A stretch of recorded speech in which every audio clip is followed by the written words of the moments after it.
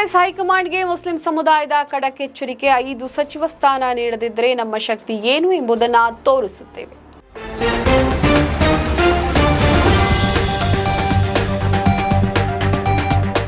ಸುದ್ದಿಗಾರ ಈಗ ನಿಮ್ಮ ಕೇಬಲ್ ನೆಟ್ವರ್ಕ್ನಲ್ಲಿ.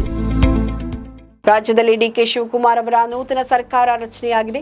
13 ಸಚಿವರ ಜೊತೆಗೆ ಮುಖ್ಯಮಂತ್ರಿಯಾಗಿ ನಿನ್ನೆ ಪ್ರಮಾಣ ವಚನ ಸ್ವೀಕಾರವನ್ನ ಮಾಡಿದ್ದಾರೆ.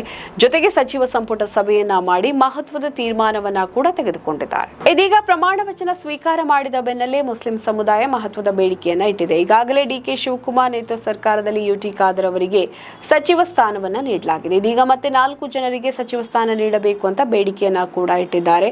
ಈ ಮೂಲಕ ಕಾಂಗ್ರೆಸ್ ಹೈಕಮಾಂಡ್ಗೆ ಮುಸ್ಲಿಂ ಸಮುದಾಯ ಭಾರಿ ಕಟ್ಟನ್ನ ಸೃಷ್ಟಿಸಿದೆ. ನೂತನ ಸಂಪುಟದಲ್ಲಿ ಮುಸ್ಲಿಂ ಸಮುದಾಯದ 2 ಹಿರಿಯ ಶಾಸಕರಿಗೆ ಸಚಿವ ಸ್ಥಾನವನ್ನ ನೀಡಬೇಕು ಅಂತ ಹುಬ್ಬಳ್ಳಿಯಲ್ಲಿ ಸಮುದಾಯದ ಧರ್ಮಗುರುಗಳು ಹಾಗೂ ರಾಜಕೀಯ ನಾಯಕರು ಒಕ್ಕೊರಲಿನಿಂದ ಆಗ್ರಹಿಸಿದ್ದಾರೆ. ಒಂದು ವೇಳೆ ಬೇಡಿಕೆ ಈಡೇರದಿದ್ದರೆ ಮುಂಬರುವ ಚುನಾವಣೆಗಳಲ್ಲಿ ಕಾಂಗ್ರೆಸ್ ಪಕ್ಷಕ್ಕೆ ನಮ್ಮ ಶಕ್ತಿ ಏನೆಂಬುದು ತೋರಿಸಬೇಕಾಗುತ್ತದೆ ಅಂತ ಮೌಲಿಗಳು ಖಡಕ್ ಸಂದೇಶವನ್ನು ರವಾನಿಸಿದ್ದಾರೆ. ರಾಜ್ಯದಲ್ಲಿ ಮುಸ್ಲಿಂ ಸಮುದಾಯದ ಏಕಪಕ್ಷೀಯ ಮತಗಳಿಂದಾಗಿ ಕಾಂಗ್ರೆಸ್ ಅಧಿಕಾರಕ್ಕೆ ಬಂದಿದೆ. ಹೀಗಾಗಿ ಕಾಂಗ್ರೆಸ್ ಪಕ್ಷವು ಸಮುದಾಯದ ಋಣವನ್ನು ಮುಟ್ಟಿಸಬೇಕಾದ ಅನಿವಾರ್ಯತೆ ಇದೆ. ಮುಂಬರುವ ಲೋಕಸಭೆ ಹಾಗೂ ಸ್ಥಳೀಯ ಸಂಸ್ಥೆಗಳ ಚುನಾವಣೆಗಳನ್ನು ಗಮನದಲ್ಲಿ ಇಟ್ಟುಕೊಂಡು ಹೈಕಮಾಂಡ್ ತಕ್ಷಣವೇ ನಿರ್ಧಾರ ಕೈಗೊಳ್ಳಬೇಕು. ಇಲ್ಲದಿದ್ದರೆ ಪಕ್ಷಕ್ಕೆ ಭಾರಿ ರಾಜಕೀಯ ಹೊಡೆತ ಬೀಳುವುದು ನಿಶ್ಚಿತ ಅಂತ ನಾಯಕರು ಇದೀಗ ಎಚ್ಚರಿಕೆಯನ್ನ ಕೊಟ್ಟಿದ್ದಾರೆ. ಯಾರಿಗೆಲ್ಲ ಸ್ಥಾನ ಸಿಗಲಿದೆ ಎಂಬುದನ್ನು ಕೂಡ ಕಾದು ನೋಡಬೇಕಿದೆ. ಯಾವ ಲೆಕ್ಕಾಚಾರದ ಮೇಲೆ ಸಚಿವರನ್ನ ಆಯ್ಕೆ ಮಾಡಲಿದೆ ಎಂಬ ಕುತೂಹಲ ರಾಜ್ಯ ರಾಜಕಾರಣದಲ್ಲಿ ಮೂಡಿಸಿದೆ.